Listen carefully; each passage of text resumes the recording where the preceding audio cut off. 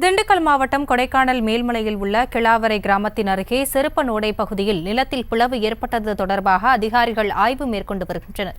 இதுகுறித்த கூடுதல் விவரங்களோடு இணைகிறார் எமது செய்தியாளர் குறிஞ்சிவேல். நிலத்தில் திடீரென பிளவு ஏற்பட்டதன் காரணம் என்ன? ஆய்வு குறித்தான முழு விவரங்கள்.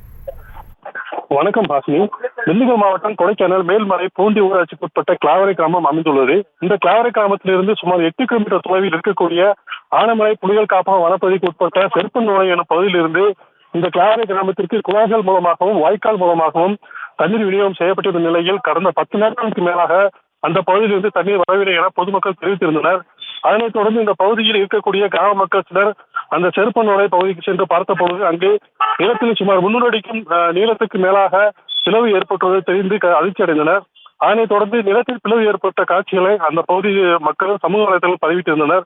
அதனைத் தொடர்ந்து கொடைக்கானல் வானிலை ஆய்வு விஞ்ஞானிகள் கொடைக்கானல் மலைப்பகுதியில் தற்போது எந்த வரை ஒரு நில அதிர்வு ஏற்படவில்லை என்ற ஒரு அறிகுறியும் தென்படவில்லை எனவும் தெரிவித்திருந்தனர்.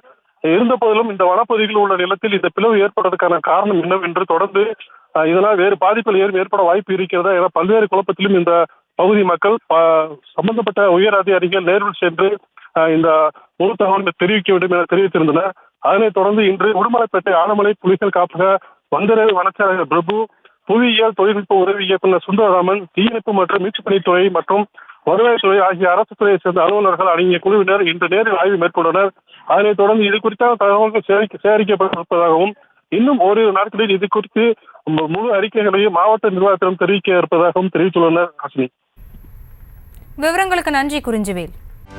செய்திகளை உடனுக்குடனும் துல்லியமாகவும் தெரிந்து கொள்ள சப்ஸ்கிரைப் பண்ணுங்க.